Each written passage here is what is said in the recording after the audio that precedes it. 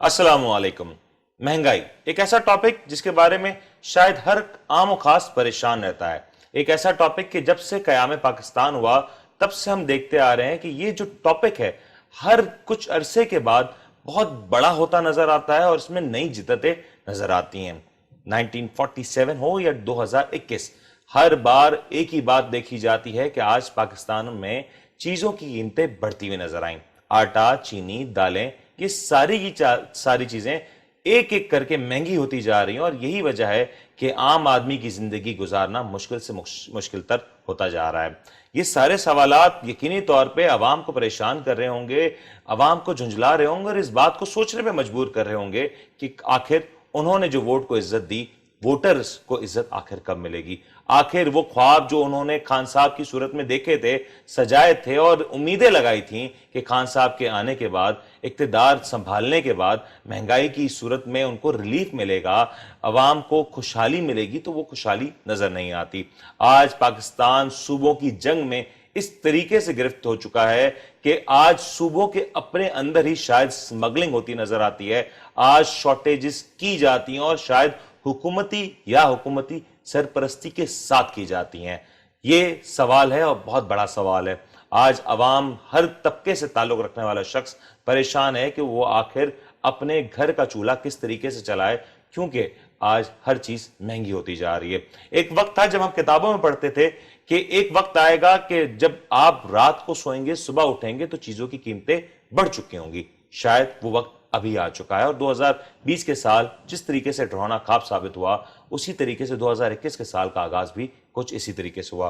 PTI government के लिए काफी बड़े चैलेंजेस आए, लेकिन एक चैलेंज आज भी एक बहुत भरपूर तौर पर सर उठा रहा है, जिसको अभी तक गवर्नमेंट्स एडजस्ट करने में भरपूर तौर पर नाकाम रही। वो ये है महंगाई।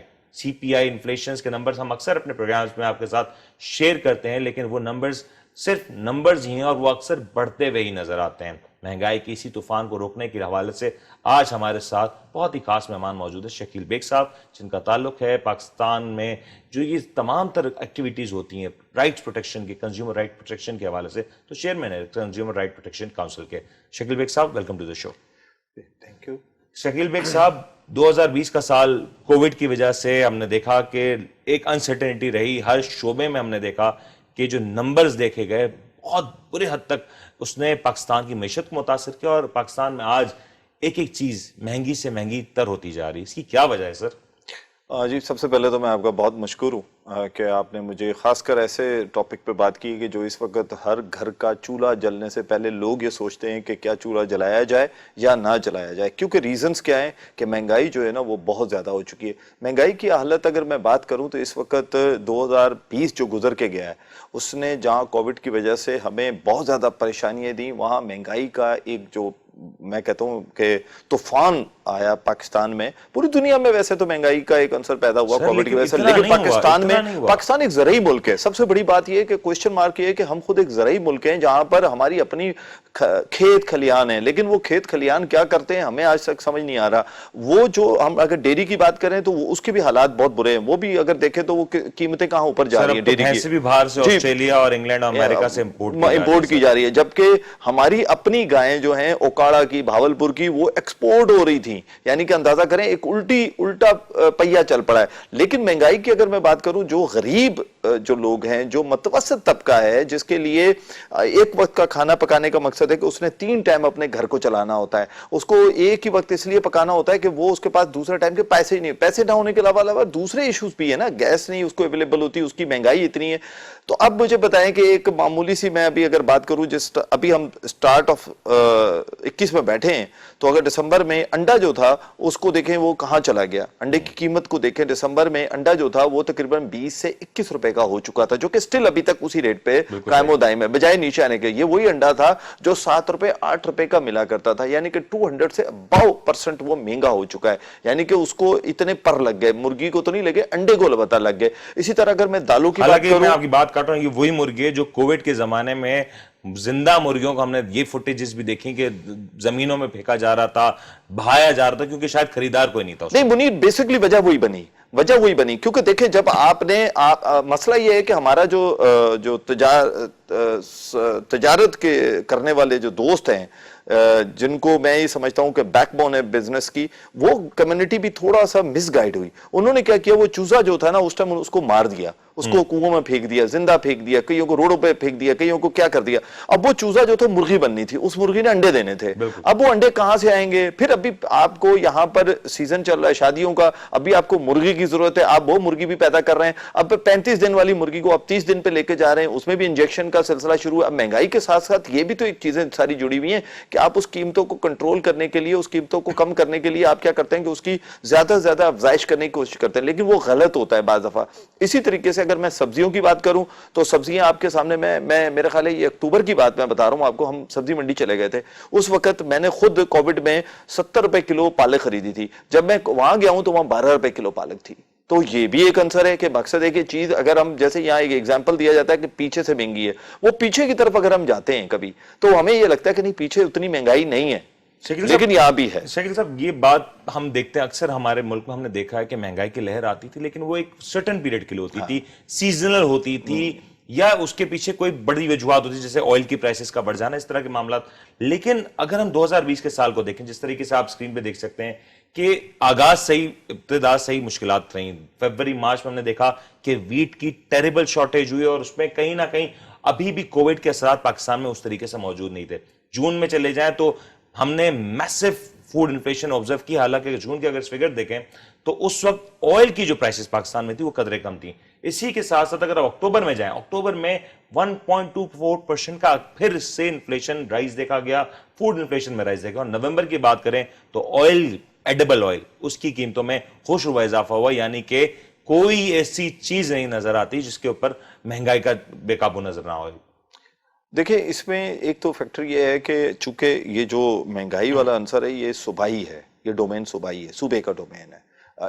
आफ्टर 18th अमेंडमेंट जब 18वीं तरमीम आ गई तो ये सूबों के पास आ गया। अब लेकिन होता क्या है कि जाहिर सी बात है कि अवाम जो है ना, वो अवाम या हम सब ये कहते हैं कि हमने वोट तो वजीर आज़म इमरान खान को दिया है। अब इमरान खान का काम है कि वो इन चीजों को कंट्रोल करे।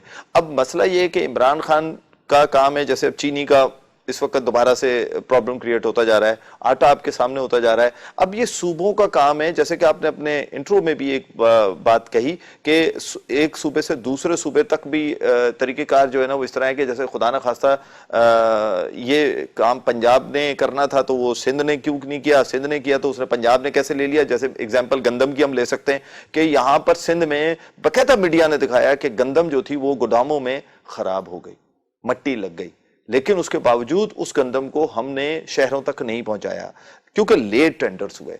अब दूसरी बात अगर हम करते हैं गवर्नमेंट के ऊपर, तो अब इस वक्त जो स्टिल अगर मैं बात करूं तो इस वक्त एक फिर से एक मैं समझता हूं कि आज वज़ीर आज़म साहब ने जैसे कहा भी है, लेकिन ऐसा लगता नहीं है। वो माफिया की बात करते जरूर हैं, लेकिन इस माफिया को कंट्रोल कैसे करेंगे? जब आप कोविड के ऊपर कंट्रोल कर सकते हैं, पाकिस्तान में क्यों कोविड अल्हम्दुलिल्लाह इतना नहीं फैला? उसकी रीजंस क्या थी? रीजंस ये थी कि सूबों ने मिलकर एक अच्छी स्ट्रेटेजी बनाई, अच्छे तरीके से लॉकडाउन किया, अच्छे तरीके से, और कारोबार भी जारी हो सारी रात, जिसकी अमेरिका भी ये मिसाल देता है कि काश हम पाकिस्तान की तरह करते। लेकिन क्या पाकिस्तान ये कोविड की तरह जैसे कंट्रोल कर सके? क्या इस प्राइस को कंट्रोल नहीं कर सकता? बिल्कुल कर सकता है। उस सूरत में कर सकता है कि जब ऊपर से लेकर नीचे तक का तमाम ब्यूरोक्रेसी और पॉलिटिशियंस, अकेले ब्यूरोक्रेसी को हम ना मरूद इल्जाम ठहराएं, इसमें पॉलिटिशियंस का भी काम है, उसका काम है अवाम को अवेयरनेस देना, उसका काम है अवाम तक जाना। अब मसला है कि यहाँ अगर मैं एमपी एमएनएस की बात करूं तो वो हमें यहाँ हल्कों में तो नजर ही नहीं आते ना, वो तो कहीं असेंबलियों में मिलेंगे या फिर किसी इलेक्शन टाइम पीरियड में सर आपको सारे लोग हल्कों पे, सड़कों पे, कोई सड़क बनाता हुआ, कोई गटर के ढक्कन ठीक करता हुआ,